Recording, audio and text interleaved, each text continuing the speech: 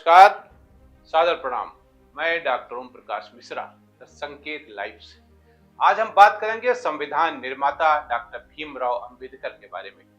उन डॉक्टर अंबेडकर के बारे में जो इस समय सत्ता पक्ष और विपक्ष की राजनीति के केंद्र में है। उन डॉक्टर अंबेडकर के बारे में जिनकी फोटो पर माला भले ही हमारे जैसे तमाम लोग न चढ़ाते हों, लेकिन उनके विचारों का, उनकी दूरदर्शिता का, उनके ज्ञान का तथा उनकी योग्यता, क्षमता तथा स्पष्टवादिता का सभी सम्मान करते हैं। ये अलग बात है कि हमारे देश में क्योंकि जातिवाद का बोलबाला है, इसलिए डॉक्टर अंबेडकर को भी एक जात विशेष में बांध कर रख दिया गया। आज अगर किसी के लिए डॉक्टर अंबेडकर जरूरी है तो किसी के लिए मजबूरी बन गए, क्योंकि राजनीति जो करनी है, दलितों के वोट जो लेना है, जबकि होना ये चाहिए था कि जब देश का मतलब है हिंदुस्तान नहीं, जैसा कि सत्ता पक्ष और विपक्ष दोनों अपने अपने भाषणों में हिंदुस्तान शब्द का इस्तेमाल करते देखे गए और सुने गए।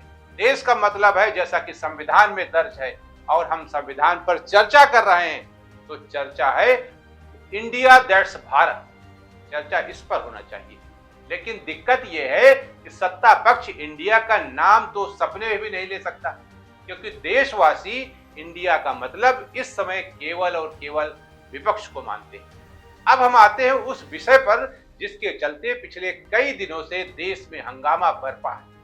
दरअसल बात यह है कि पिछले दिनों संविधान पर चर्चा के दौरान देश के गृह मंत्री अमित शाह ने राज्यसभा में अपने जोशीले अंदाज में कह दिया कि आजकल अंबेडकर अंबेडकर अंबेडकर कहना एक फैशन हो गया। आप भी सुन लीजिए उनके बयान को। अभी एक फैशन हो गया है, अंबेडकर अंबेडकर अंबेडकर अंबेडकर अंबेडकर अंबेडकर। इतना नाम अगर भगवान का लेते हैं तो 7 जन्मों तक स्वर्ग मिल जाता। फिर क्या था, संपूर्ण विपक्ष जो कल तक अलग अलग खेबों में बटा था, एकजुट हो गया।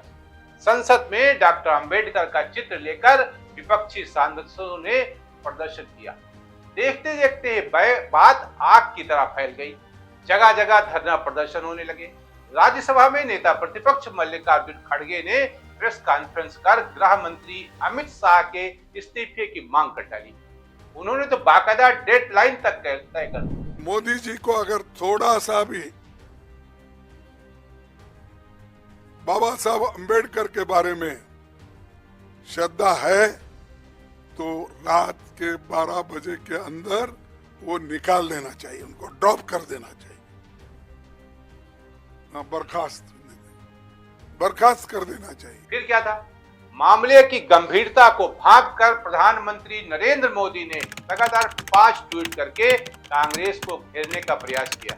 आप देख सकते हैं उनके ट्वीट। लेकिन बात बनती न देखकर गृह मंत्री अमित शाह को तथा भाजपा अध्यक्ष जेपी नड्डा के साथ प्रेस कॉन्फ्रेंस करनी पड़ी और पत्रकारों से अनुरोध करना पड़ा कि हमारी पूरी बात को दिखाइए, पूरा वीडियो को दिखाइए। कितनी गजब की बात है। और डॉक्टर अंबेडकर कितना जरूरी है, ये इसी से साबित होता है कि किसी भी सवाल का जवाब न देने वाले गृह मंत्री को भी विनम्र, हम्बल बनना पड़ा और कहना पड़ा कि एआई का इस्तेमाल करके हमारी वीडियो को एडिट करके दिखाया जा रहा है। एक बात कॉमन होती है कि बात तथ्य के आधार पर होनी चाहिए और बात सत्य के आधार पर होनी चाहिए। कल से कांग्रेस पार्टी ने जिस तरह से तथ्यों को तोड़ मरोड़ कर रखने का प्रयास किया है, ये अत्यंत निंदनीय है और मैं इसकी निंदा करना चाहता हूं। अरे भाई, इसमें नया क्या है?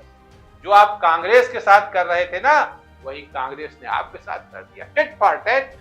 याद कीजिए वो पूर्व प्रधानमंत्री मनमोहन सिंह का वाला वो वीडियो जिसको भाजपा ने एडिट करके दिखाया था कि देश के संसाधनों पर पहला हक अल्पसंख्यकों का है। ये कांग्रेस के लोग तो कहते थे कि देश के संसाधनों पर पहला अधिकार मुसलमान का होगा, लेकिन मोदी जी ने कहा नहीं, देश के संसाधन पर पहला अधिकार गरीब का होगा, कमजोर का होगा, वंचित का होगा, दलित का होगा। तो भी आपकी ही ट्रिक आपके ऊपर इस्तेमाल कर दी गई।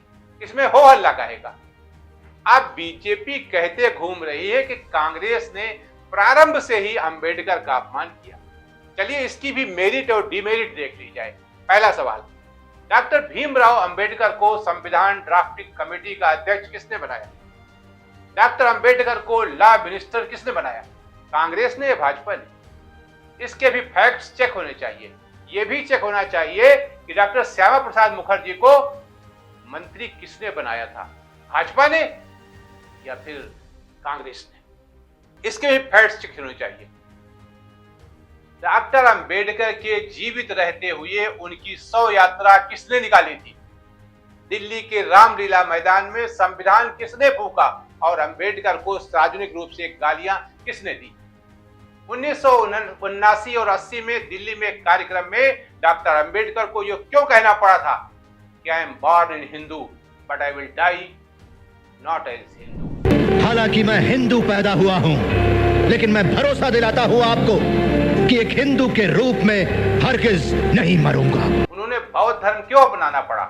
इन फैक्ट्स पर भी चर्चा होनी चाहिए और साथ ही इस पर भी विमर्श होना चाहिए कि क्या हिंदू राष्ट्र और संविधान साथ साथ चल सकते हैं? आप ही बताइए, क्या सावरकर और डॉक्टर अंबेडकर साथ साथ चल सकते हैं? अधिकांश का जवाब होगा नहीं। एज ए पर्सन मैं भी कहूंगा कि दो विचारधाराएं एक साथ नहीं चल सकती। मेरे विचार से देश को संविधान के मुताबिक ही चलना चाहिए, यही श्रेष्ठकर भी है, क्योंकि आज जो मैं बोल पा रहा हूं वो भी संविधान की ही देन है। Right to speech. मेरा जन्म तो एक ब्राह्मण परिवार में हुआ है, लेकिन मेरे मन और में उतनी ही श्रद्धा और सम्मान डॉक्टर अंबेडकर के प्रति है जितनी एक पिता के प्रति या दादा के प्रति होता है। अगर पिता हमारा सम्मान और स्वाभिमान है तो डॉक्टर अंबेडकर भी हमारे लिए सम्मानित है। मैं अपना एक व्यक्तिगत अनुभव आपके साथ शेयर कर रहा हूं, जिससे आप समझ पाएंगे कि मेरी सोच क्या है या मेरा नजरिया क्या है। मेरी एक पुस्तक आई थी, पुस्तक को जिसने टाइप किया था वो आज भी है, एक अधिकारी है एक विभाग में। टाइप करते समय उसने जहां पर हमने एक लिखा था अपने हाथ से, उसने एज इट इज उसको छापा था। उसमें मैंने लिखा था कि अब वक्त आ गया है कि ब्राह्मणों को चाणक्य बनकर पर्दे के पीछे रहना होगा और सत्ता सौंपनी होगी उनको जिनकी आज तक उपेक्षा की गई। जब वो बंदा टाइप कर रहा था तो उसने मेरे पैर पकड़ लिए। उसने कहा क्या आपने लिखा है ये? वो आज भी है, आज भी उसके लिए मैं उतना ही सम्मानित हूं।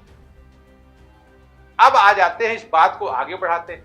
अब जब ये खेल शुरू हो गया, चारों तरफ फैल गया डॉक्टर अंबेडकर को लेके, तो आखिर कैसे अपना अपना गेम जो है वो कारगर साबित हो, इसके लिए सबसे पहले क्या हुआ कि संसद में कथित चोटिल हुए, सो कॉल्ड चोट, जिसमें भाजपा के सांसद प्रताप सारंगी और मुकेश राजपूत हैं।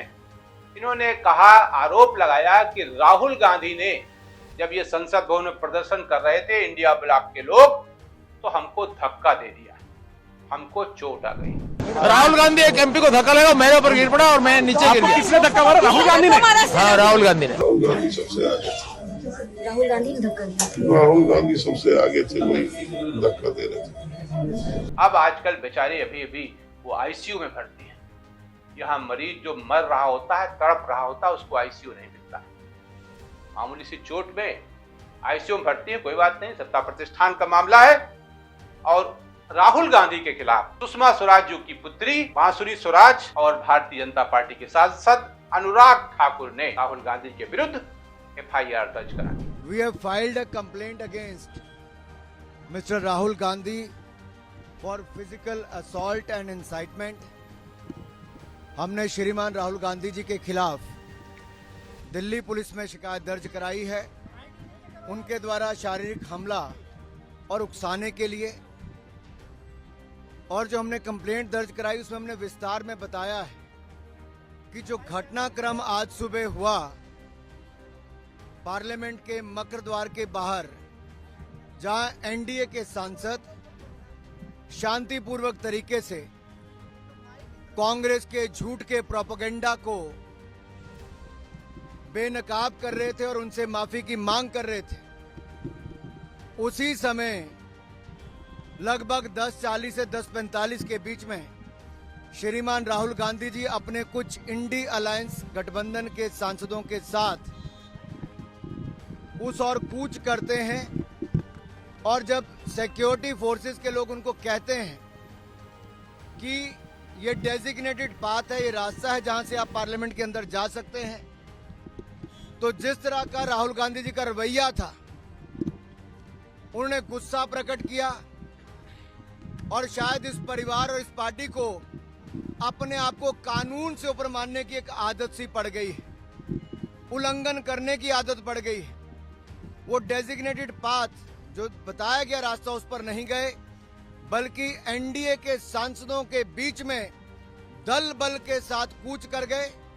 उन्होंने अपने साथी सांसदों को उकसाया भी, और इस भावना के साथ, दुर्भावनापूर्ण रवैये के साथ वो आगे बढ़े, जिससे उनको पता था कि सीढ़ियों पर खड़े लोग, सांसदों को चोट लग सकती है, गंभीर चोट लग सकती है, और उन्होंने वही किया।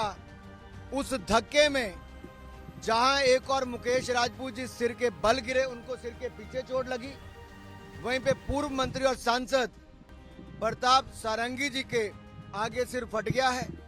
अब सुनने में आया कि उनको एमआरआई वगैरह करवाने के लिए लेकर गए हैं। यही नहीं, ये शारीरिक हमला करना और उकसाने का काम उन्होंने किया है। हमने सेक्शन 109, 115, सेक्शन 117, सेक्शन 125, सेक्शन 131 और सेक्शन 351 के अंतर्गत उनके खिलाफ कंप्लेंट दर्ज करवाई है। दूसरी तरफ क्योंकि खेल दोनों के चल रहे हैं, राजनीति दोनों कर रहे हैं डॉक्टर भीमराव अंबेडकर के नाम पर, उनके विचारों को आत्मसात करने के बजाय उनकी फोटो को बेच रहे हैं दोनों के दोनों। तो दूसरी तरफ क्या हुआ, मल्लिकार्जुन खड़गे ने, जो राज्यसभा में नेता प्रतिपक्ष हैं, उन्होंने राज्यसभा के सभापति को एक पत्र लिखा और कहा, मुझे भारतीय जनता पार्टी के सांसदों द्वारा धक्का देने के कारण मेरे घुटने में चोट आ गई। उस घुटने में चोट आई जिसकी सर्जरी हुई थी। इसके दूसरी तरफ चले जाइए तो इंडिया ब्लॉक के सांसदों ने लोकसभा अध्यक्ष ओम बिरला को एक पत्र लिखकर आरोप लगाया है कि उनके साथ मिस हैंडलिंग की गई। अब आप समझ सकते हैं कि डॉक्टर भीमराव अंबेडकर के ये अनुयायी कितने हैं, कितने ये भक्त हैं, या सिर्फ वोट बैंक के लिए सारा खेल, सारा करिश्मा कर रहे हैं। आज के लिए इतना ही। नमस्कार।